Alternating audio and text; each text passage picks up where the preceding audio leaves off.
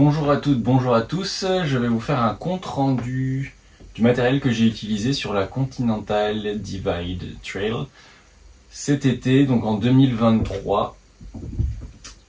Pour donner un petit peu le contexte, je suis parti de la frontière mexicaine au Nouveau-Mexique le 27 avril et j'ai marché de façon continue, sans interruption, jusqu'au Canada par les Rocheuses, à la frontière du Canada dans le Montana. Je suis arrivé le 12 août. Voilà, donc 107 jours, 4650 km à peu près. Je n'ai pas tout ici mon matériel parce que mon colis avec mon matériel, avec du certain matériel que j'avais dedans, notamment pour le Colorado, pour tout ce qui était conditions enneigées, il avait plus ou moins été perdu. J'ai encore un petit espoir de le retrouver, mais j'estime pour l'instant, faut compter qu'il est perdu. Donc il y a certaines choses que je n'ai pas ici, dont je vous parlerai. Et sinon, je vais essayer de vous montrer à peu près tout ce que j'ai utilisé et l'avis que j'ai sur ces choses-là en les ayant utilisées. Donc je vais vite fait vider et défaire ce qu'il y a dedans et dessus pour ensuite le remplir avec vous.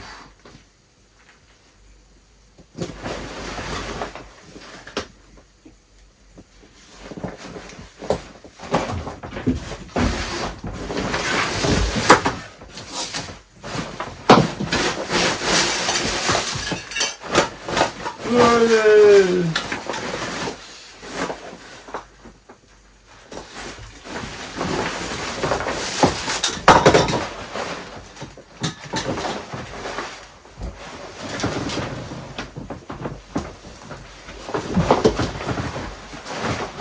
Est-ce que c'est vide ça?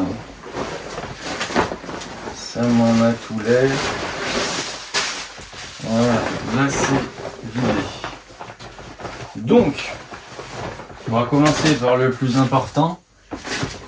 Mon sac atelier longue distance, cousu par moi-même, en toute modestie bien sûr. Alors, le volume, il a été très bien pour moi, c'est un 35 litres. J'ai mon équipement qui est assez léger parce que je crois que je dois être aux alentours de 4 kg, 4 kg et demi de poids de base. Mais je suis pas très compact dans ce que j'ai. Même si j'ai pas d'abri en Dyneema, ce que j'ai c'est pas super compact. Je suis un petit peu frileux donc la nuit, donc mon duvet était un peu plus gros que certains autres duvets. Des choses comme ça. Mes 35 litres c'était très bien, ça m'a permis mon matériel, y compris dans le Colorado, matériel du Colorado, plus la nourriture, d'être en autonomie 6 à 7 jours. Au-delà de 7 jours, il faudrait vraiment mettre beaucoup de choses sur l'extérieur. Je pense que je pourrais peut-être pousser à 7 ou 8 jours. Mais vu les quantités de nourriture que j'ai avalées, ça commençait à être compliqué de partir au-delà de 6 ou 7 jours. Après, j'ai pas eu besoin de beaucoup le faire parce que j'avançais quand même relativement rapidement et j'avais pas besoin de transporter 6 jours à chaque section. Généralement c'était 3 ou 4 jours entre chaque ravitaillement. Donc le volume était très bien. Ce que j'ai apprécié, c'est vraiment la durabilité de l'Ultra Stretch. Il n'y a qu'une seule poche comme vous pouvez le voir, qui est communicante d'un côté à l'autre. Et l'Ultra Stretch, bon, je pourrais le montrer d'un peu plus près, mais j'y ai pas fait trop attention et vous voyez, ça s'est un peu effiloché, mais il n'y a pas de trou. Il est en super condition toujours, ça je suis très content. L'assemblant Y, j'aurais pas dû en mettre dessus parce que j'ai pas transporté de choses volumineuses sur le dessus, pas de boîte à ours ni rien, donc j'aurais dû mettre juste une sangle simple, ça m'aurait évité quelques grammes. L'attache piolet bâton, j'aurais dû mettre qu'une attache piolet, pas les attaches bâton, les petites boucles comme ça, ou alors 2 attaches piolet. Parce que finalement mettre les 2 bâtons et le piolet en même temps, vous avez un peu trop surchargé. Et finalement, si j'avais besoin, les rares fois où j'avais besoin de mettre les bâtons et le piolet accrochés au sac. Les bâtons étaient sur les côtés dans les poches, dans la grande poche, et le piolet était au milieu. Donc voilà, j'aurais enlevé ces deux petites attaches, mais rien de très grave. Sur le fond, j'avais juste un élastique et c'était très bien comme ça parce que j'avais mon matelas mousse ou mes deux matelas mousse dans le Colorado. Les petits cordons de compression m'ont quasiment pas servi. Peut-être que j'ai un petit peu attaché mes chaussettes dessus pour qu'elles sèchent, mais j'aurais pu les mettre ailleurs. Les compressions, vraiment, c'est vraiment pas très utile sur, je trouve, sur un sac. Quand on choisit le bon volume et qu'on remplit le sac, bien évidemment. Si par exemple je fais des randonnées à la journée, je serais peut-être plutôt content de pouvoir bien compresser le sac. Là, sur un sac qui est plutôt bien rempli, ça sert à rien. De toute façon, les élastiques, ça va permettre de pendre des choses, mais ça va pas compresser le sac vraiment comme on pourrait entendre compresser. Et puis un sac à dos sans armature, moi je trouve qu'il faut pas trop le compresser parce que si on le compresse trop, on se retrouve avec quelque chose de très dur, très compact dans le dos, c'est pas agréable. Alors que si il est moins compressé, il va être plus malléable, il va pouvoir mieux se former au dos. Donc finalement, ne pas avoir un volume limite où on est toujours à compresser pour essayer d'avoir tout à l'intérieur, c'est vraiment bien. Donc c'est pour ça que je resterai sur un 35 litres dans une optique, voilà, d'une longue traversée comme ça, à moins de vraiment réduire le volume de mon poids de base. Je trouve que c'est vraiment intéressant d'avoir un petit peu plus de volume pour pas trop compresser le sac. C'est un super confort, à la fois dans la tête quand on remplit le sac et à la fois confort du dos. Parce qu'il n'y a pas de mousse, il n'y a pas d'armature, etc. dans le dos. Voilà, juste prendre la bonne taille par rapport à notre équipement. Au niveau de l'usure, bon ben le dos il s'est un peu patiné, mais il est en super état encore. Franchement, je suis vraiment super heureux du produit que je propose là. Les hybrides, là il y a un petit point d'usure ici, mais il n'y est pas ici, donc je pense que c'est peut-être dû à des fermetures éclairs que j'avais sur mes shorts ou des choses comme ça. Mais vraiment c'est minime et c'est tout en bas du sac, donc moi ça me dérange vraiment pas. Il est toujours bon à l'utilisation pour refaire la même chose. Il est bon pour repartir pour 5000 km. Je pense qu'il le ferait haut la main. Sur le gilet, j'avais utilisé de l'Ultra Stretch qui est maintenant disponible en option sur le site d'Atelier Longue Distance. Sur les poches basses, je trouve que finalement on est à peu près au même volume que du Lycra. Et ça s'est pas du tout abîmé. Je pouvais mettre 4 à 5 barres. Je prenais soit des Clif Bars, soit des barres, des Luna Bars, qui sont des barres faites soi-disant pour les femmes, mais que moi j'adore, et qui on trouve principalement aux États-Unis. Et donc j'en mettais 4 ou 5 de chaque côté le matin, et ça rentrait très bien. Au niveau des poches bouteilles, donc j'avais 1 litre de chaque côté au Nouveau-Mexique, pareil dans le Colorado, et arrivé dans le Wyoming, 1 litre d'un côté, bombe au poivre contre les ours, et lunettes de soleil, moustiquaires dans l'autre poche. Et je suis pareil, je suis convaincu, 1 litre de chaque côté, c'est pas trop. Ça m'a pas broyé les épaules, c'est super agréable d'avoir vraiment du poids sur le devant pour compenser avec l'arrière. 2 litres de capacité devant, c'est génial, ça permettrait même dans des conditions plus tempérées de pas du tout avoir d'eau sur l'arrière et vraiment avoir l'eau que sur le devant. Donc ça vraiment je suis fan. Voilà, donc ça après si vous voulez commander, demandez-moi l'option 1 litre ou alors l'option normale 500 ml. Voilà tout ce que je pourrais en dire.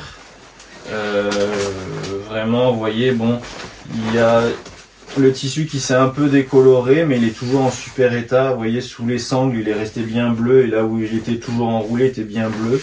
Mais après, c'est un petit peu décoloré. Le vert, un petit peu moins, il a gardé de sa couleur. Mais très sincèrement, j'en suis fier et je le garderai pour d'autres randonnées de ce type-là. Il faut que je le lave. Je vais essayer de faire une vidéo sur le compte YouTube de Atelier Longue Distance et après le publier sur le site internet.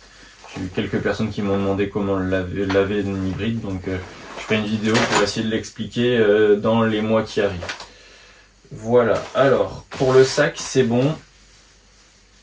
Je parlerai de la banane plus tard. Donc pour le remplir, je ne l'ai pas fait au Nouveau-Mexique, mais dès que je suis arrivé au Colorado, je l'ai fait. Je prenais une poche Nyloflume. Et cette poche-là, elle n'a pas bougé du sac. C'est pour ça que je pense qu'elle ne s'est pas abîmée. Elle ne s'est pas trouée, perforée, déchirée, tout ce qu'on veut. C'est parce qu'elle est restée dans le sac. À partir du moment où on la sort du sac, même pour la stocker, etc., on est susceptible de faire des petits accros dessus. Et alors là, là c'est terminé, on peut lui dire au revoir.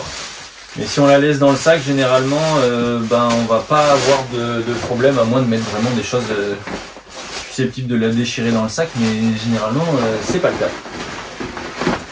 Donc voilà, ça me servait de liner. Pour aller au fond du sac, pour ranger mon duvet, des chaussettes de nuit. Des choses comme ça, j'utilisais donc un sac à sec, pareil que je fabrique chez Atelier Longue Distance, qui n'a pas bougé, comme vous pouvez le voir, enfin pas bougé. Il a un petit peu vieilli, mais il est toujours étanche, il n'est pas troué, les coutures scotchées tiennent toujours très bien. C'est mon tout premier prototype et franchement j'en suis super fier de ce produit. Je sais que c'est pas donné parce que c'est du Dyneema. Et c'est vraiment quelque chose que j'adore et que je recommanderais. Vraiment, c'est l'un des produits dont je suis le plus fier avec les hybrides. Donc voilà, pour le sac à sec. Donc dedans, je mettais mon kilt 000 430. Ça n'existe pas sur le site internet de 000 parce que je demandais de faire regarnir 100 grammes de plus. Parce que je suis frileux, parce que dans le Colorado, j'ai eu beaucoup de nuits, toutes les nuits gelées, pour vous dire. Je marchais toute la journée dans la neige, j'avais les pieds mouillés, j'enlevais mes chaussures le soir, 5 minutes après elles étaient congelées, et après tout était congelé 1 heure après le coucher du soleil, voire même avant, et il faisait très froid la nuit. Donc ce que j'ai fait, c'est que avant de partir, j'avais demandé à surcharger un petit peu le kilt, et le duvet a encore de l'espace de vivre, donc les 100 grammes que j'ai demandé en plus, c'est tout à fait faisable. Je pensais qu'il serait peut-être un poil trop froid, et finalement après quelques nuits dans le Nouveau-Mexique où j'ai eu un peu frais, je pense que je me suis habitué aussi au fait de dormir dehors, et finalement il a été très bien. Alors que je n'avais pas de matelas superbement isolé. Comme vous le verrez. On le savait déjà. Bon, le duvet, il rentre. Qu'est-ce qui rentrait dedans aussi? Mes chaussettes en laine de yak.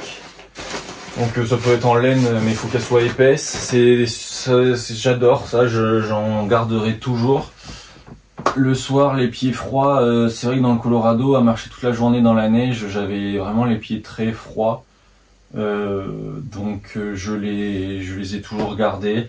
Et puis même, les pieds sont vraiment sales. Les conditions d'hygiène, quand on fait ce genre de traversée-là, elles sont pas optimales, voire très loin d'être optimales. Et donc mettre des chaussettes propres la nuit, ça évite de vraiment trop dégueulasser le duvet. Même si le duvet, là, je vais l'envoyer, je pense, chez 000 pour un lavage. Même s'il faut pas trop laver les duvets souvent, une randonnée de cette longueur-là, je sais pas si j'en referai une de sitôt. Et le duvet, c'est quand même imbibé de graisse corporelle, de poussière, parce que je dormis pas mal de fois à la belle étoile, sans la tente, sans moustiquaire ni rien. Donc il s'est imbibé de poussière, de graisse, de saleté. Et j'aimerais le laver, voilà. Quand on part le week-end et qu'on est propre et que voilà, on a nos habits de nuit, ça le salit pas, mais sur un si long trajet, c'est inévitable, on le salit beaucoup plus. Voilà. Qu'est-ce qu'il y allait dedans encore?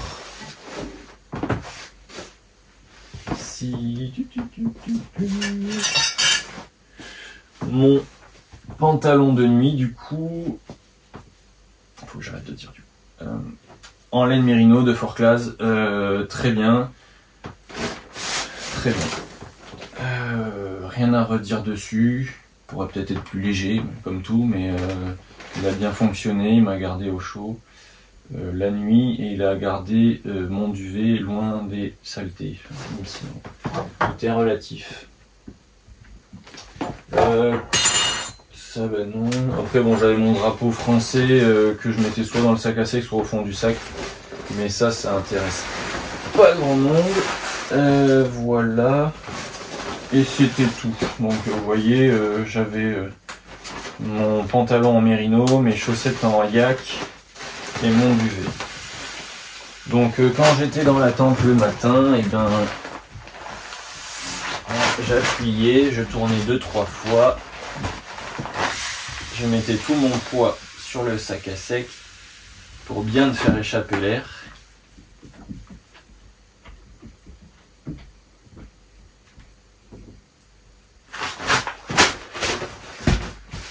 Hop, on peut faire encore quelques tours si on veut. On ferme, on aplatit pour que ça rentre bien comme il faut dans le sac à dos.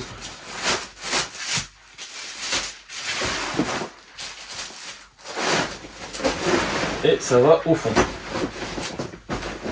Voilà. Ce qui allait directement au-dessus, c'était mon sac à bouffe. Sac à bouffe, pareil, que je me suis fabriqué, qui était en DTR S75, tissu que je n'utilise plus. Maintenant, je suis sur du... C'est à peu près le même tissu, mais avec un film à l'intérieur qui va être plein de filaments pour renforcer au niveau dimensionnel le tissu, qui va permettre qu'il se délamine un peu moins vite. Là, il y a le plastique qui peut se délaminer. Après, en toute honnêteté, ça aurait été un sac en Dyneema, il aurait fini plus ou moins dans le même état. Donc là, c'est sûr que arrivé à la fin des 4 mois, le sac à bouffe, il aurait fallu le changer. Mais je suis quand même relativement content de sa durabilité. Ça m'a pas choqué pour un truc aussi utilisé fréquemment et aussi léger qui soit un peu abîmé sur la fin.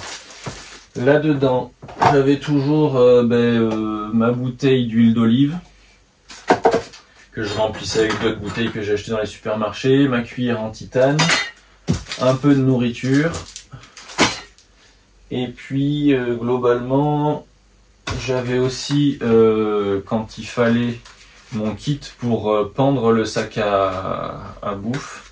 Donc c'est une corde avec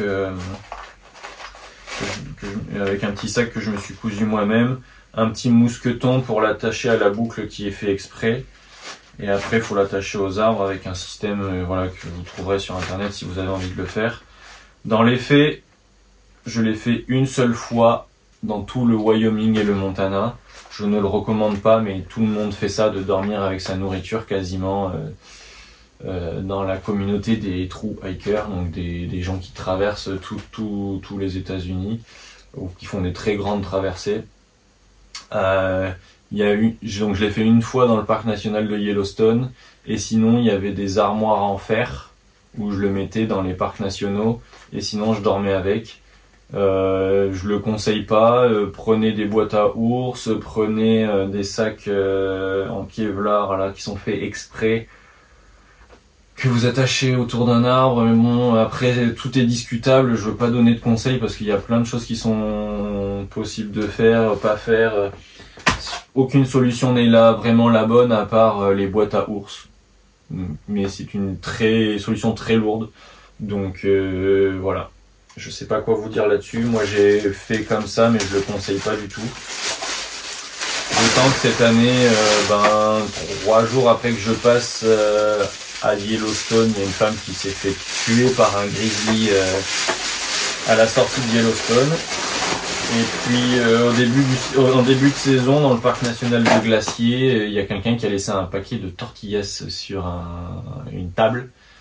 Un ours l'a mangé. Et après, il est devenu fou avec la nourriture humaine. Il a commencé à attaquer toutes les familles qui pique-niquaient. Donc, ils ont été obligés de l'abattre. Enfin, ils ont fermé le parc pendant 1 semaine ou 2 semaines.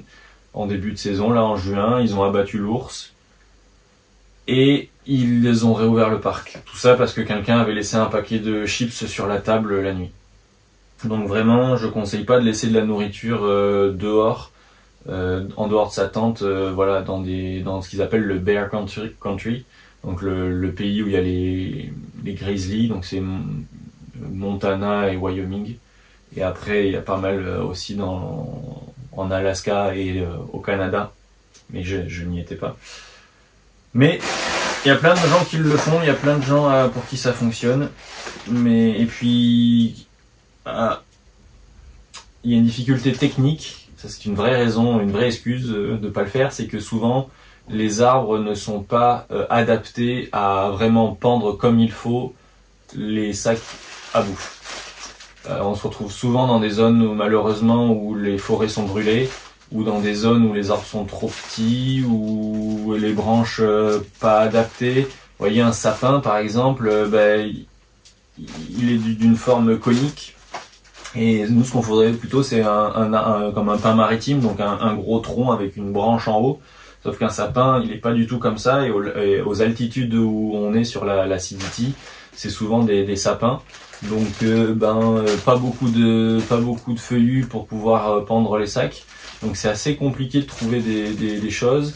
Il y a quelques endroits, ce qu'ils appellent des campgrounds, donc des endroits qui sont aménagés pour camper, où effectivement il y a des petites armoires en fer.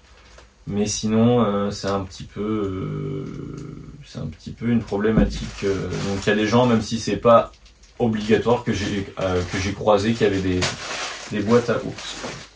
Voilà, c'était trop long, mais chacun fait comme il veut. Dans ce sac à bouffe, je rentrais donc 6 jours de nourriture. Au-delà, j'aurais dû avoir un deuxième sac à bouffe ou m'en faire un plus grand.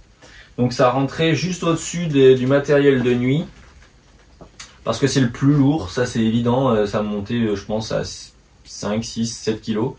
Je mangeais, mais je ferai une vidéo spécialement pour la nourriture, je mangeais aux alentours de 4000-4500 calories par jour. Voilà, donc ça commence à peser, même si je prenais des nourritures très fortes en calories, ça prend quand même du poids. Au-dessus de la nourriture, généralement je mettais contre mon dos, donc là ça va être contre le plan de travail, je mettais ma doudoune ou ma veste thermique, comme certains appellent ça. Donc là, c'est une veste de Enlighted Equipment. À l'intérieur, c'est de l'isolation synthétique qui permet que même humide, ça pose pas de problème. Donc pour randonner, on n'a pas peur qu'il pleuve ou de transpirer un peu dedans, parce que ça va toujours fonctionner. Ça perd un peu de ses propriétés quand c'est humide, mais ça fonctionne toujours bien, et puis ça l'abîme pas. Là, vu qu'il puait beaucoup, je l'ai passé en machine, il est reparti comme en 40. Peut-être pas une expression à utiliser en ce moment, mais voilà. Je suis très satisfait, j'étais assez sceptique, je trouvais ça assez fragile, les tissus, les élastiques, les fermetures éclairs, tout est vraiment microscopique dessus, mais finalement ça m'a bien convenu. J'ai dormi pas mal de fois, quasiment toutes les nuits avec, dans le Colorado, donc ça me servait de vêtements de nuit aussi. J'ai randonné que très peu avec finalement. J'ai randonné avec pour monter au mont Elbert, qui est le sommet le plus haut de toutes les Rocheuses. Mais sinon c'était plutôt pour le soir et la nuit, vraiment super. Et si je dormais pas avec en le portant, il me servait d'oreiller. Et en oreiller, il est vraiment super. Voilà, il n'y a pas je crois pas qu'il y ait des personnes qui fabriquent ça en Europe. Donc là c'est américain, mais s'il y a quelqu'un qui veut se lancer en France ou en Europe, ça sera très bienvenu, parce que c'est un super produit. Voilà. Qu'est-ce que je mettais d'autre? Après, je mettais aussi juste à côté, si elle n'était pas mouillée, ma tente et mon abri, tarp et mon bivy, donc sur sac de couchage.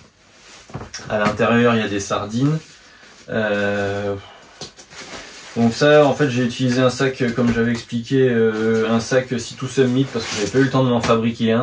Et ça me restait ça me restait dans mon matériel que je m'étais acheté il y a 6 ou 8 ans.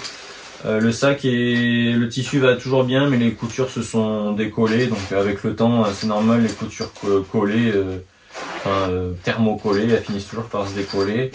Les sardines, bah, j'avais les Nano Steak, Easton Nano, auxquels j'avais rajouté des petits cordons pour pouvoir mieux les arracher.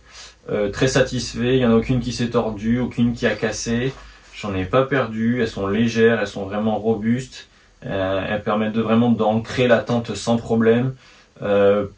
Pour vous dire, bon, peut-être que c'est mon abri, mais peut-être qu'aussi c'est les sardines. Je me suis retrouvé à dormir dans des endroits vraiment très très venteux où le mec avec qui je marchais, là dans le Colorado, sa tente elle s'est fait souffler 3 ou 4 fois dans la nuit. Et moi mon abri, peut-être aussi parce qu'il était mieux orienté, mais il a pas bougé. Bon, il bougeait ici, mais il s'est pas arraché. Je le mettais dans un fourre-tout. Fourre-tout, c'est un peu trop grand peut-être pour des sardines, mais bon, c'était pratique. Je mettrai des photos de ma tente montée et du sursac de couchage monté par terre. Là, ils sont roulés en boule à l'intérieur. Ma tente, j'en suis très satisfait. J'aimerais pouvoir la proposer à la vente bientôt. Le problème, c'est que ici, c'est trop petit pour fabriquer des tentes. J'ai pas vraiment le temps. Heureusement, je suis épaulé depuis un peu plus d'un mois par ma copine qui travaille avec moi maintenant. Mais voilà, en termes de temps et en termes d'espace, c'est compliqué de produire des abris, mais c'est vraiment un souhait que j'ai. Enfin, produire des abris, non, produire cet abri-là. J'ai pas envie de me lancer à faire X dizaines d'abris. Celui-là me plaît, celui-là convient à mon cahier des charges. Donc pour vous dire, c'est comme un abri canadien, une tente canadienne. Donc comme on appelle ça une A-frame, donc un abri en A quoi, mais avec un accès sur le côté, pas un accès sur la tête. Donc ce qui permet d'être vraiment plus agréable à vivre. Pour le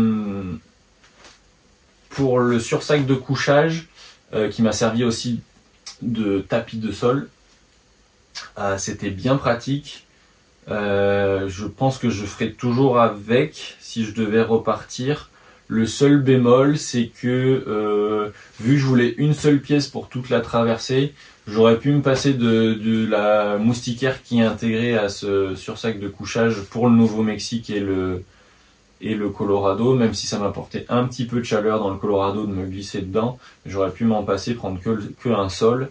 Par contre, après, dans le Montana et le Wyoming, il y avait beaucoup de moustiques, et l'Idaho, il y avait beaucoup de moustiques. J'ai eu un mois où les moustiques n'ont pas arrêté de nous bouffer jour et nuit. Donc là, la moustiquaire était vraiment obligatoire. Donc, prendre quelque chose qui pouvait aller voilà du Mexique au Canada, finalement le bivy avec la moustiquaire, il était peut-être un petit peu plus lourd que certaines solutions sur le moment, mais sur la durée, il a permis de correspondre à toutes les différentes situations. Un abri fermé avec un sol et une moustiquaire aurait convenu, mais moi je l'avais pas fait. C'est peut-être une version que j'essaierai de faire prochainement, mais là moi je l'avais pas fait. Qu'est-ce que je pourrais dire d'autre? L'abri était en cils poli 30 deniers. Peut-être certains diront que c'est trop épais. Moi j'ai bien aimé, ça a pas bougé. Je peux le garder encore mon abri sans souci. Le volume à l'intérieur est vraiment très agréable, même quand il pleut. Alors que je fais 1m85, 86. Et j'ai encore de la place, je pourrais faire 1m95 que je serais très bien dans l'abri. Peut-être même trop grand pour une seule personne. Mais voilà, vraiment très satisfait. Et j'aimerais pouvoir les proposer ces deux choses bientôt. Si j'ai la place, voilà, d'avoir un plan de travail plus grand et un petit peu plus de temps pour pouvoir vraiment le développer bien comme il faut. Donc là, il est contre la poche, même si c'est pas dur. Voilà, c'était plutôt la doudoune qui était contre mon dos. Qu'est-ce qu'on a d'autre? Ok, à l'intérieur c'était à peu près tout. Bon, bah, avec la nourriture, ça prendrait plus de volume, mais on remarque. J'ai pas fermé le sac. la lumière.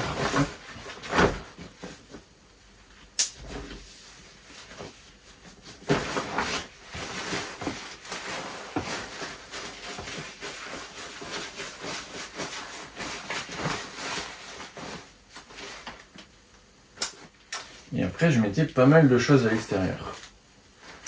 Il y a deux écoles, il y a des gens qui aiment, d'autres qui aiment pas. Vous voyez, quand il n'y a pas de nourriture, il est un poil trop petit, hein, peut-être, hein, mais enfin un poil trop grand. Mais après, dès qu'il y a un petit peu de nourriture, il se remplit. Vraiment, quand il était vide, après, je passais des choses de l'extérieur à l'intérieur, mais c'était assez rare. Sur l'extérieur, donc il y avait mes vêtements de pluie pour un accès rapide. Mon pantalon de pluie que j'ai... Est-ce que je l'avais? Je crois que je ne l'avais pas au Nouveau-Mexique. Mais je l'ai pris pour le Colorado et après je l'ai gardé. Après une mésaventure sur une mauvaise glissade qui m'a valu une belle cicatrice sur la main que j'ai pas géré sur la neige et la glace. Il s'est ouvert et je m'en suis servi comme ça. Là j'en ai racheté un, le même, c'est un Evadict, un pantalon de pluie. Finalement, des grandes ouvertures comme ça, c'était agréable dans le sens où, vu que le devant des cuisses était protégé par la pluie et l'arrière respirait beaucoup, finalement, ça n'a jamais condensé à l'intérieur du pantalon et ça protégeait ce qu'il fallait. Donc, j'ai été assez satisfait. Le problème, c'est que c'était mon vêtement quand j'avais besoin de faire des lessives et donc quand je mettais ça, on voyait toutes mes fesses, mes cuisses et tout le reste et donc je pouvais plus m'en servir comme vêtement à la laverie ou alors je longeais les murs. Voilà, mais bref, donc ça j'ai bien aimé, je crois que c'est une 50aine d'euros chez Decathlon, ça vaut le coup. Donc maintenant il y a la version, je l'ai racheté parce qu'il est bien. Après j'avais ma veste Agloff ligne 3. Toujours très bien, ça fait depuis je crois 2017 que je suis fidèle à ce modèle là. J'avais utilisé un modèle précédent mais quasiment identique pour mon tour du monde et ma deuxième HRP. Et là, donc, je l'ai utilisé sur ces 4 mois et sur d'autres randos. J'en suis toujours satisfait. Après, c'est une veste 2 couches et demie, c'est pas une veste 3 couches. Donc, au bout d'un moment, si on a une journée de pluie, on va forcément finir par être trempé. Il faut l'accepter. Après, en été, plusieurs jours de pluie, c'est quand même pas de chance. Et si ça arrive, on fait avec, on essaye de fureter, soit on se protège, soit on prend un jour de repos, soit on fait avec. Faire avec, c'est bien, surtout de faire avec les ennuis. Ça allait sur le côté. Voilà. Qu'est-ce qu'il y avait d'autre sur le côté? Je mettais ma polaire en alpha, qui pareil, finalement, j'avais prévu de la prendre que pour le Colorado et finalement je l'ai gardé tellement je l'aime. C'est de l'Alpha 90 de chez Farpoint. Il y a un petit cordon ici normalement, mais il a sauté dans une machine à laver et je l'ai enlevé parce que de toute façon je m'en servais pas. Il a un petit trou ici et un trou ici.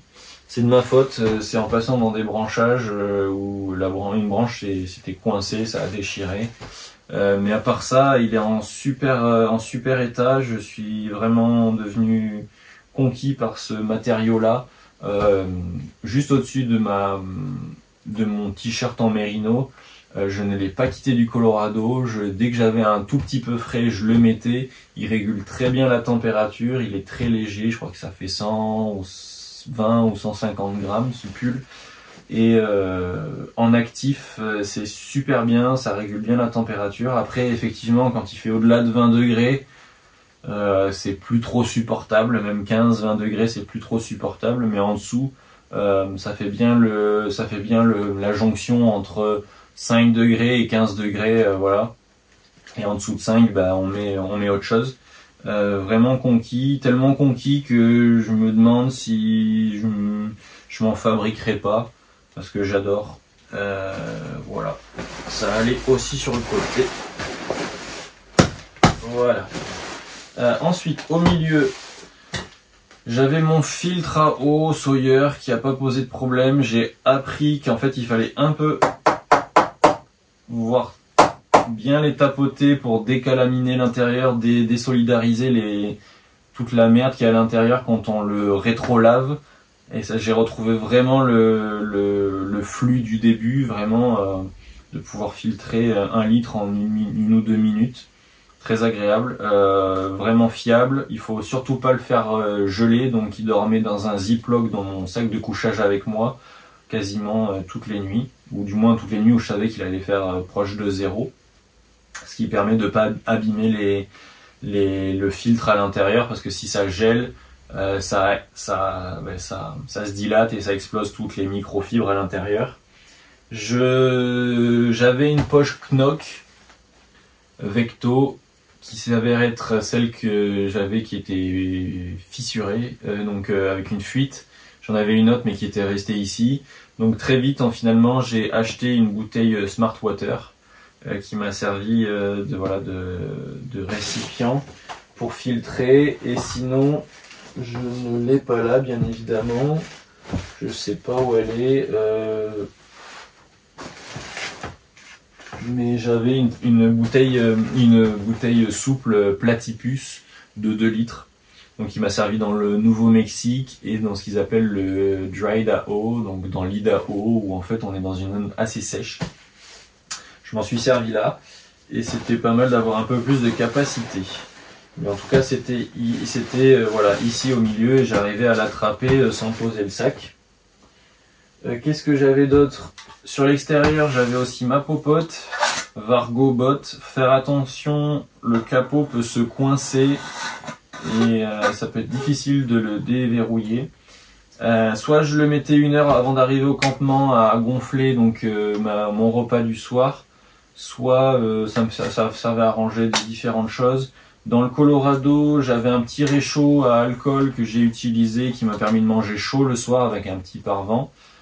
C'était pas mal de manger chaud le soir après une longue journée sous la neige, la tempête, en altitude, les pieds dans la neige et jusque mi-cuisse. C'était vraiment agréable d'être un peu réconforté. Après, dès qu'il a arrêté d'avoir des conditions, dès que les conditions dantesques se sont arrêtées, je n'ai plus mangé chaud et ça m'allait très bien. Ce que je faisais au final, c'est que quand j'arrivais au campement, première chose que je faisais, une fois que j'avais trouvé où est-ce que je dormais, je mettais à gonfler mon repas du soir, je montais ma tente, je dépliais mon matelas, mon duvet, j'installais toutes mes petites affaires et je mangeais. Et généralement en une demi-heure, 3/4 d'heure, le plat était suffisamment gonflé. Si ça croquait un petit peu, les nouilles, c'était pas grave, c'était agréable. Ça donnait de la texture, on va dire. Donc ça, c'était là. Par-dessus, j'avais un ziploc avec un rouleau de papier toilette, des lingettes pour bébé et ma pelle à caca. Les lingettes pour bébé, je m'en servais une fois que j'avais fini de m'essuyer les fesses. Et ça permet de rester propre. Le combo des deux était très agréable. Il y en a qui prennent que des lingettes pour bébé. Moi, je prenais les deux. Même si c'est un peu plus lourd. Donc voilà, il y avait un ziploc qui était là, prêt à l'emploi. Là sur le côté gauche il y avait donc ma poche à eau. Dans le pays des ours, j'avais donc ma bouteille qui est ma deuxième bouteille d'1 litre Vesica Knock qui est ici pleine de champignons parce que je l'ai pas bien lavée avant de la stocker, qui a pas bougé, qui est toujours en super état, pas de fuite. J'en suis très satisfait, ça se plie facilement, mais on peut quand même, elles tiennent quand même debout. Donc j'en avais une, ma deuxième qui était ici quand j'étais dans le pays des ours, sinon elles étaient les deux devant sur le gilet. Et puis c'était à peu près tout. Et voilà, éventuellement j'avais mes bâtons que je mettais dans le porte-bâton. Là c'est des Black Diamond Ergo Cork. Ils ne m'ont pas fait défaut. Il y a une poignée qui s'est fait manger par un pika. Donc un pika, ça ressemble un peu à Pikachu. C'est un gros rongeur qu'il y a dans les Rocheuses et je crois même dans les Sierras aux États-Unis. C'est un gros rongeur et qui aime bien le sel. Et vu qu'il y a du sel dans les poignées des bâtons de rando, vu qu'on transpire, et ben il le mange la nuit. Donc là le bâton il était la nuit il était debout avec la poignée contre le sol, donc il a mangé la poignée. J'ai une pointe qui a sauté et heureusement j'ai trouvé un magasin Grid Divide Outfitter, je crois que ça s'appelle. C'est un magasin en plein milieu du Montana, vraiment c'est lunaire, où il y a tout le matériel qu'on peut imaginer pour randonner. Qui est de super qualité et il avait des pointes de remplacement pour ses bâtons, donc j'ai changé là-bas. Sinon je me servais plus que d'un bâton pour marcher et vu que c'était juste la pointe, le problème, je pouvais quand même monter mon abri. Parce que mon abri, j'avais besoin de 2 bâtons pour le monter. Et ça normalement vous l'avez vu en photo. Ah oui, j'ai oublié de mettre ça à l'intérieur, donc c'est une petite serviette microfibre. J'aurais pu m'en passer, mais c'était quand même agréable de pouvoir essuyer la condensation le matin dans la tente, même si je l'ai pas beaucoup fait. Je préférais secouer la tente et puis c'était bon parce que j'avais pas le tissu trop près de la tête et je pouvais quand même m'habiller avant de sortir de la tente sans être trempé. Mais voilà, quand on passe dans des campings où il n'y a pas de serviettes, quand on se baigne parce qu'il y a des sources chaudes sur le chemin ou autre, c'est bien de pouvoir se sécher. Et généralement ça traînait par là quelque part à sécher d'une façon ou d'une autre. Donc c'était aussi plus ou moins sur l'extérieur tout le temps. Voilà.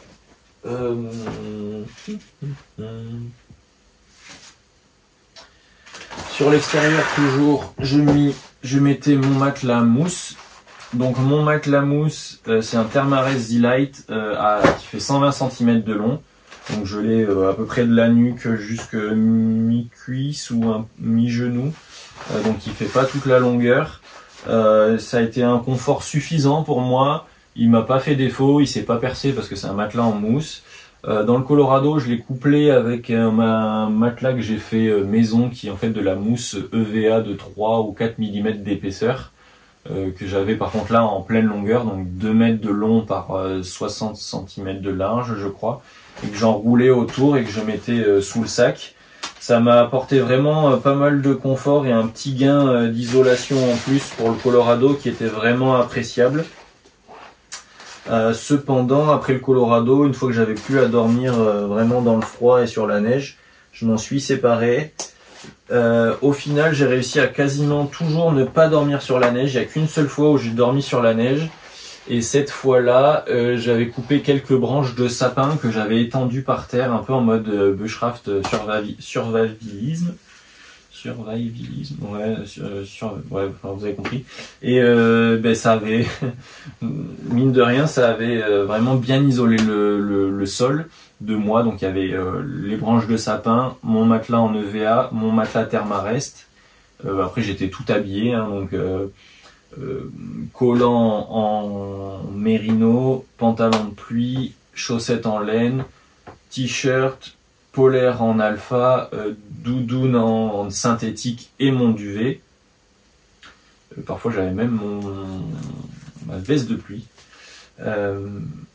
Et donc avec tout ça, j'ai réussi à vraiment dormir confortablement et à jamais me réveiller parce que j'avais froid. Voilà pour le petit point matelas. Ce que je pouvais mettre aussi, c'était sur l'extérieur, c'était mon piolet Camp Corsa.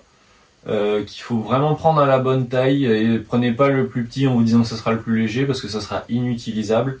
Si vous voulez, la longueur du manche, elle va permettre de l'enfoncer dans la neige quand on est sur quelque chose en dévers et qu'on marche le long. Et donc si c'est trop petit, on va être obligé de se pencher pour le planter et se sécuriser en même temps qu'on marche. Alors que s'il est à la bonne taille, on aura juste à tendre le bras. Donc si je dis pas de bêtises, il faut qu'une fois qu'on a les bras le long du corps, le piolet il arrive quasiment jusqu'au pied, parce qu'une fois qu'on est en pente, après il faut qu'on ait la marge pour le planter. Donc ne le prenez pas trop court, ne faites pas cette erreur. Moi il était un poil trop court, mais ça va, je crois qu'il faisait 70 cm de long, c'était encore ok. J'utilisais aussi des micro crampons Katula. Donc c'est une grosse bande en caoutchouc avec des chaînes et des pointes. C'est pas des crampons d'alpinisme, c'est des crampons que des alpinistes vont classer de pas crampons ou de grosses merdes. Mais en tout cas, ça permet pour, je veux pas dire de bêtises, ils font 350 grammes la paire. Ça m'a permis d'avoir une traction suffisante les matins où la neige était de la glace. Par contre, dès que la neige était un petit peu molle, ça se compactait sous les crampons. Ils n'avaient pas de système pour que la neige elle se sorte des crampons à chaque pas, des micro-crampons. Donc finalement, quand la neige était un peu molle, je les enlevais, j'avais beaucoup plus d'accroche. Comme mes pieds étaient plus légers, j'étais un peu plus mobile et ça m'a permis d'être voilà, plus réactif. Par contre, effectivement, quand la neige est dure, glacée, etc., et qu'on a vraiment besoin de pas glisser, les micro-crampons étaient nécessaires. Pas besoin de raquettes. Y en a qui en ont pris et finalement, en fait, les conditions de neige étaient telles à un moment donné qu'au milieu de la journée, raquette ou pas raquette, on s'enfonçait. Donc déjà que c'est chiant de s'enfoncer dans la neige jusqu'à mi-cuisse quand on n'a pas de raquette, alors avec des raquettes, je vous raconte même pas. Mais bon, j'ai été relativement chanceux quand même avec l'enneigement. Enfin, avec les conditions de neige. C'était très enneigé, mais j'ai quasiment 95% du temps pu marcher sur la neige sans trop m'enfoncer. Les 5 autres pourcents, après, c'était pas la même limonade, comme on dit. Pour le Colorado, est-ce que je l'ai pris après? Je l'ai gardé un petit bout de temps quand même. J'avais le même bonnet, mais complètement en mérino de chez Icebreaker, mais il était beige. Il est perdu parce qu'il est dans le colis de matériel. Mais ça, un bon bonnet en laine, il m'a pas beaucoup quitté la tête quand j'étais dans le Colorado. Et donc ça, c'était vraiment un gain, un gage de pas avoir froid. Ce que j'ai appris dans le Colorado, et je parle quasiment que du Colorado parce que c'est là où vraiment le matériel a été le plus poussé dans ses limites. Quand il fait froid, dans ces conditions-là très printanières, ou peut-être qu'en hiver c'est pareil, ou en automnal, ce qu'il faut c'est que de la tête aux pieds, le nombre de couches soit cohérent. Ce que je veux dire par là, c'est que être en short mais avec 3 polaires et une doudoune et un bonnet, on va quand même avoir froid. Ce qu'il faut, c'est que les pieds, les jambes, le haut du corps, la tête et les mains, tout soit isolé de la même façon ou à peu près de façon uniforme. Des petits gants en mérino ou plus des gants vraiment plus épais. Moi, j'ai utilisé des gants en mérino que j'ai perdus. Et finalement, j'ai fait 100 avec, mais je suis pas frileux des mains. Ça, je suis frileux pour dormir la nuit, mais des mains, je suis pas frileux. J'ai toujours, à peu près toujours ma dextérité et c'est assez difficile d'avoir froid enfin, assez difficile. J'ai moins froid aux mains que d'autres personnes que j'ai pu rencontrer. Par contre, la tête, j'aime bien avoir chaud à la tête, donc j'avais quasiment toujours un bonnet. En haut, toujours avoir t-shirt, polaire, éventuellement doudoune et coupe-vent, mais c'était souvent polaire et coupe-vent. Pour que ça transpire, que ça évacue la transpiration, parce qu'on est quand même dans le Colorado, on était souvent à 4000 mètres dans des bonnes pentes. Il n'y avait pas tout le temps des zigzags, et quand on est dans la neige, on prend au plus court, on fait pas des zigzags. Donc je transpirais quand même beaucoup dans le Colorado, même s'il faisait froid. Donc vraiment que la transpiration soit évacuée pour pas avoir froid dès qu'on s'arrête. Après, je m'arrêtais quand même pas souvent. Voilà, donc pour les chaussures, j'ai essayé des chaussettes imperméables étanches, mais finalement, soit c'est la marque qui était pas bonne, soit c'était pas fait pour moi. Mais en fait, la théorie avec les chaussettes étanches dans ces conditions de neige qui fondent beaucoup printanières, c'est que elles vont un peu prendre de l'eau, mais comme elles sont étanches, il va pas y avoir beaucoup d'échanges d'eau entre l'extérieur et l'intérieur de la chaussette. Donc l'eau qui va être à l'intérieur de la chaussette va être un peu plus chaude. Et donc ça va permettre aux pieds de pas avoir trop froid. Dans les faits, pour moi, j'avais l'impression d'avoir plus froid que si j'avais des chaussettes qui respiraient plus. Donc j'ai essayé pendant une section, ça ne m'a pas convenu. Je les ai donc laissés dans ce qu'ils appellent les hiker box. C'est des boîtes où on met du matériel dont on n'a plus envie. Et je l'ai laissé à Twin Lakes. Non, pas Twin Lakes, Lake City. Et j'ai refait après avec des chaussettes en mérino. Et c'était suffisamment... Enfin, c'était chaud. J'avais froid aux pieds le soir, mais j'avais moins froid qu'avec les chaussettes étanches. Qu'est-ce que j'ai utilisé d'autre? C'est à peu près tout pour le Colorado. Je vous ai parlé du réchaud, donc j'avais forcément avec une petite bouteille d'alcool à brûler. Voilà, donc le bonnet, j'en ai parlé, il était assez souvent sur la tête. Sur l'avant du sac, donc je vous ai dit, j'avais mes barres de céréales en bas uniquement. J'avais mes Vesica Knock, j'avais trouvé sur des bouteilles type sport, des bouteilles d'eau, des capuchons avec une tétine, avec un capuchon sport. Et donc je les avais mis dessus parce que c'est pas les mêmes embouts que les bouchons de trail. Donc voilà, ça allait là-dedans. C'était un peu plus haut que la poche, mais ça dérangeait pas. Voilà, j'avais ça dedans. Éventuellement, j'avais ma bombe au poivre pour les ours. Ma moustiquaire qui m'a énormément servi dans le Wyoming et le Montana, même en pleine journée. C'est à rendre fou les moustiques là-bas, donc vraiment... Au début, je l'avais pris pour faire genre, et puis en fait, je suis bien content de l'avoir. Des lunettes de soleil, pareil, j'avais mes lunettes d'alpinisme là... que j'ai perdu en allant au petit coin, et donc j'en ai racheté dans une station essence des pourris.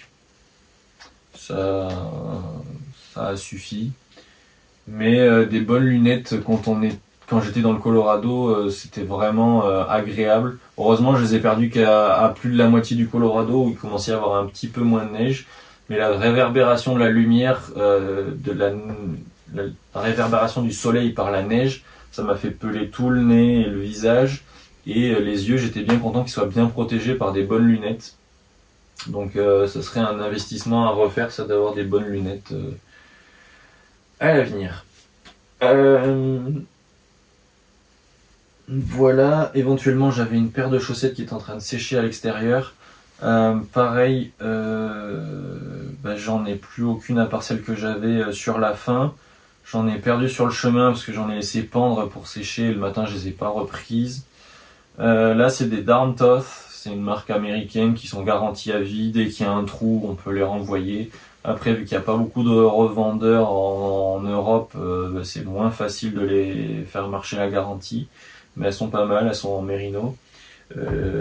J'avais utilisé au début des icebreakers qui se sont usés assez rapidement, mais qui étaient quand même bien. Pareil en mérino, mais elles se sont usées assez vite. De toute façon, les chaussettes, c'est avec cet environnement très poussiéreux, très humide, où on marche souvent dans l'eau, dans la neige fondue, etc., avec beaucoup de choses qui rentrent dans les chaussures. Il y a vraiment une abrasion qui est faite à l'intérieur des chaussures qui fait que les chaussettes s'usent rapidement.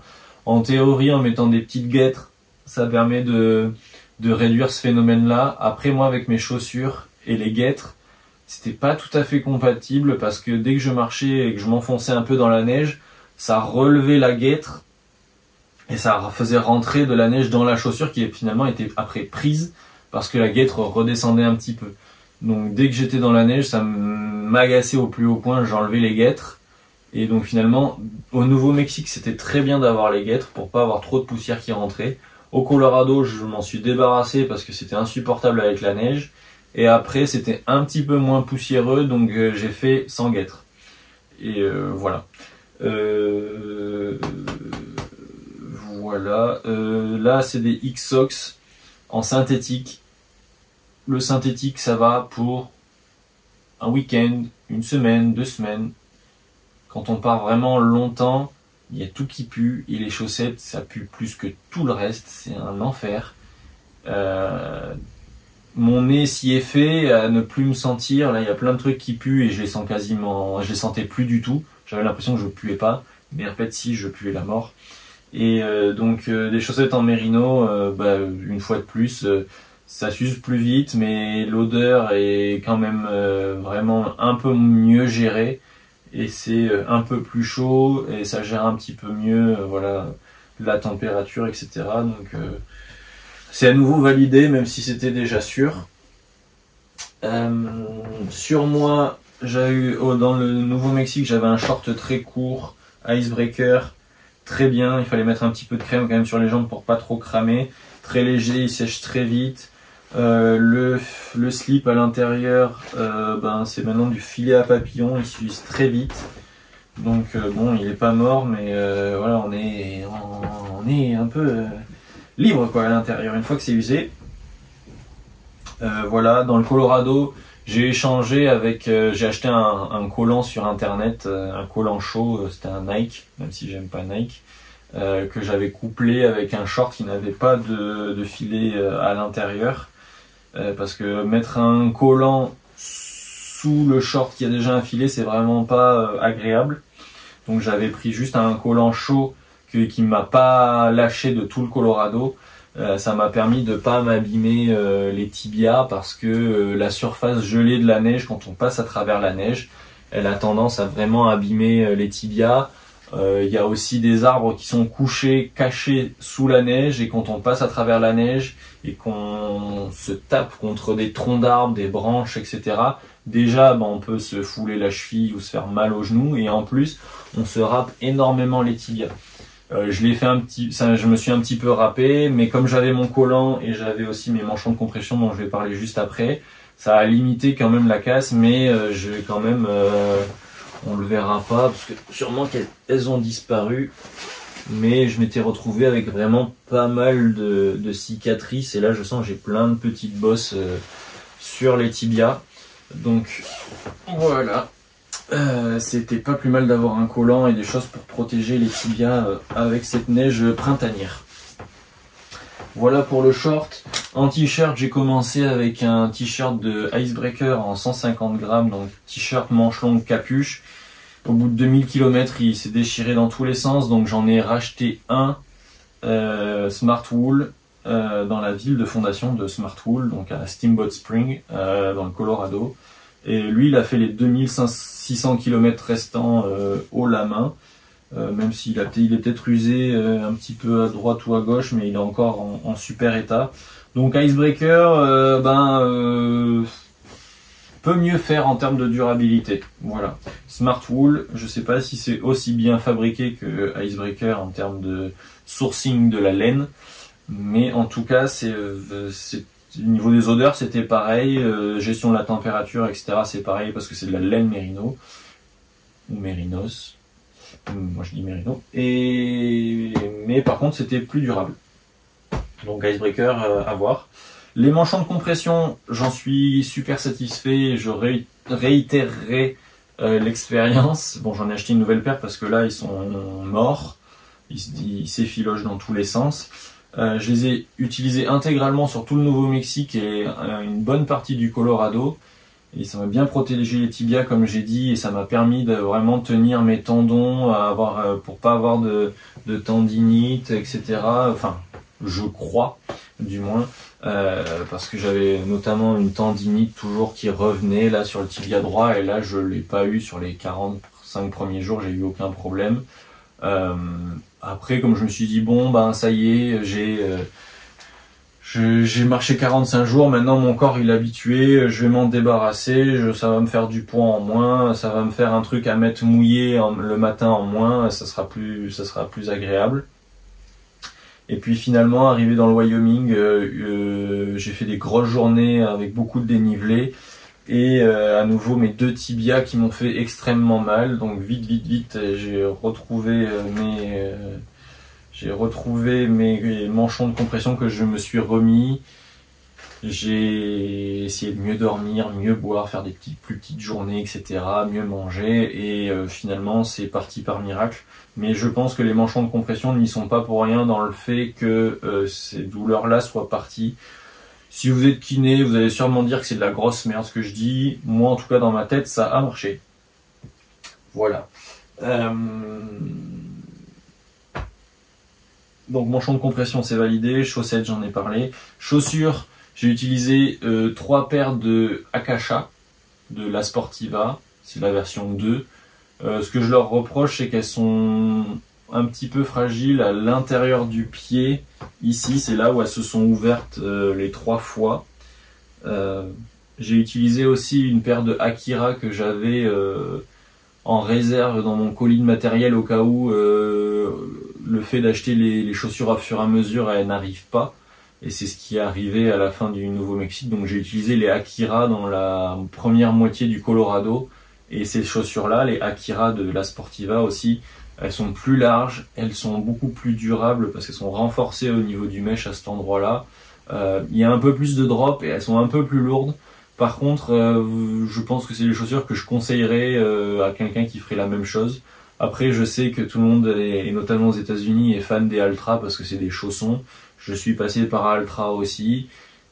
Peut-être que c'est bien pour marcher. Après, je trouve que au niveau durabilité, depuis qu'ils ont été rachetés par Vanity Fair, comme Icebreaker d'ailleurs, la durabilité est vraiment tombée bien bas. Pour vous dire, la personne avec qui je marchais, là que j'ai rencontré, avec qui j'ai fait le Colorado et quasiment toute la fin de la rando, pour une paire de La Sportiva utilisée, il utilisait 2 paires de Altra, quoi, à peu près.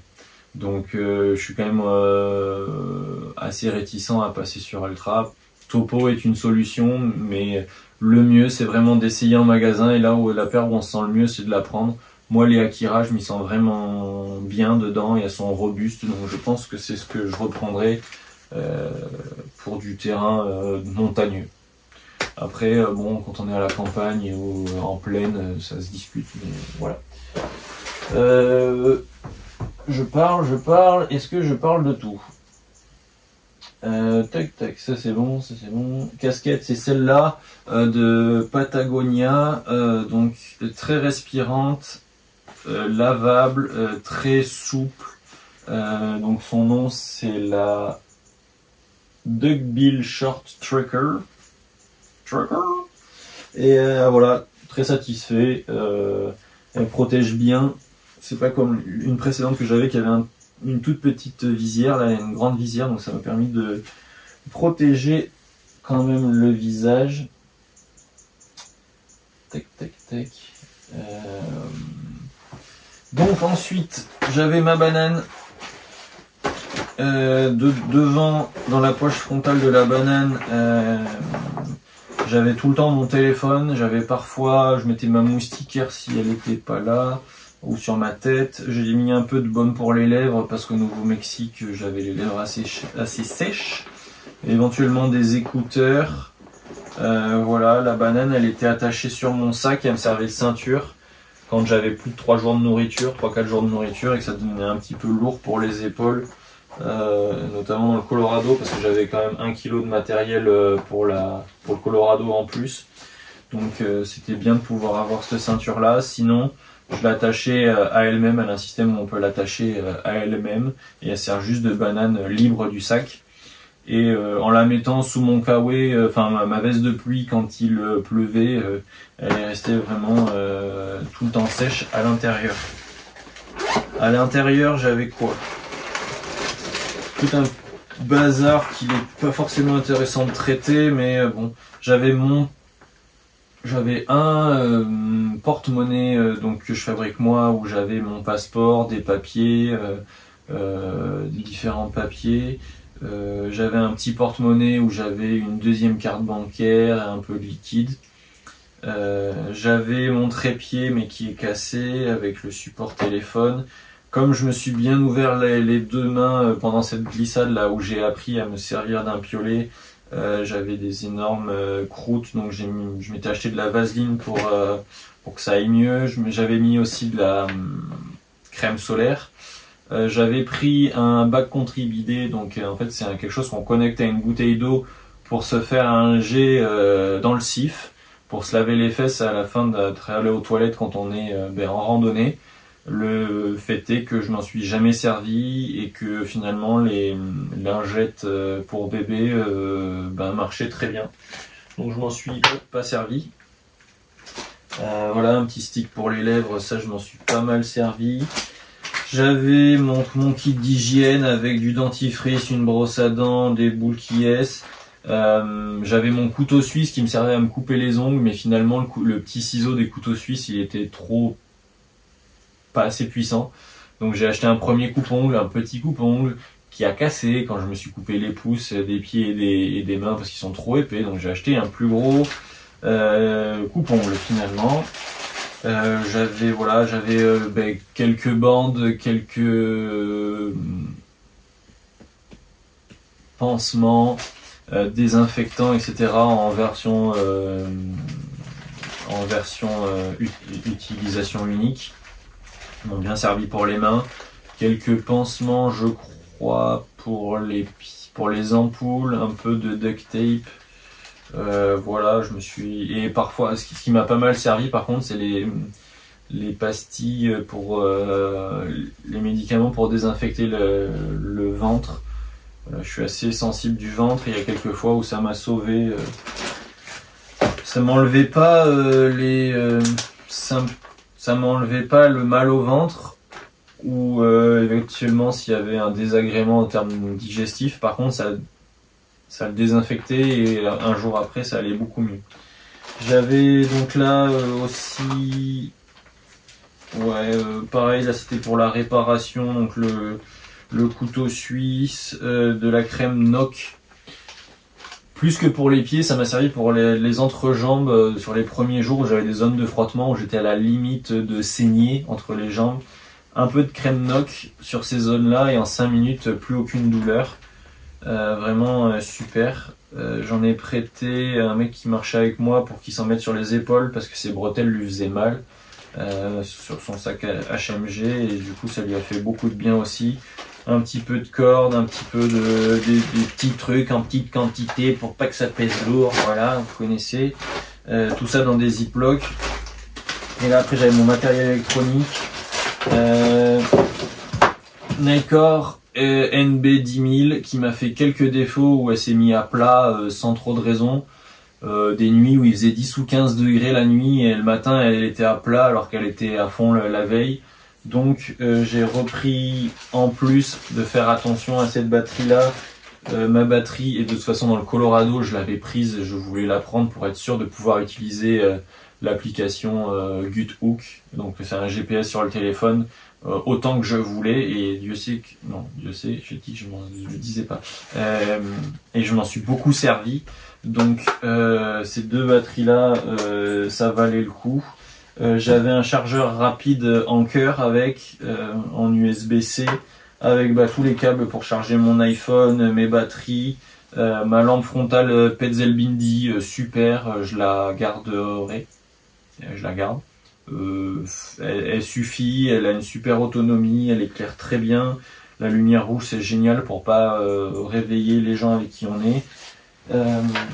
Donc voilà, la batterie Nightcore, peut-être que j'aurais dû prendre la 20000, mais parce que j'aimais bien rester connecté aussi avec ma copine, avec ma famille, mais si on est vraiment un loup solitaire et qu'on veut juste se servir du GPS, 10 000 peuvent suffire. Mais dans le Colorado, c'était vraiment presque un élément de sécurité, la batterie, d'être sûr que le téléphone il fonctionne toujours. Voilà. C'était là. Voilà. Je sais pas si j'ai oublié des choses.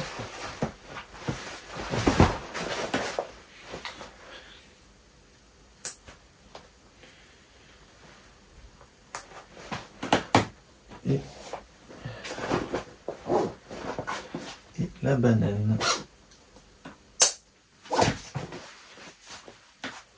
Et voilà.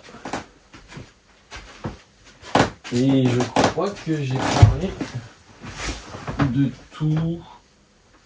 Bon, le téléphone c'est un iPhone et il filme très bien, il n'y a pas de problème, il m'a pas fait défaut. Les écouteurs Apple, ils ont un peu pris l'eau et après ils ont un peu déconné. Filtre cuillère, sac à bouffe, bouteille, popote, mes roustons, mon cul sur la commode. Si vous avez des questions, n'hésitez pas à me les poser. J'ai essayé d'aller vite. J'espère quand même avoir tout traité. J'essaierai de faire une vidéo donc sur la nourriture, sur le lavage des sacs à dos, des hybrides, et sur mon ressenti global sur l'expérience de l'Acidity.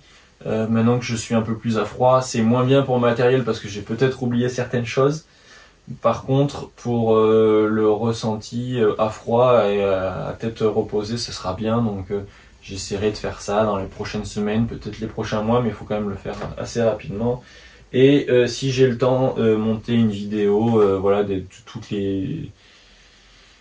ce que j'ai pu filmer, ce que j'ai ressenti, j'aimerais vous le raconter dans une vidéo pas trop mal montée. Donc bon, ça sera monté par moi, donc ça sera pas très bien monté comme un professionnel, mais bon, je ferai de mon mieux comme d'hab pour faire quelque chose de le plus qualitatif possible, et que ça soit regardable.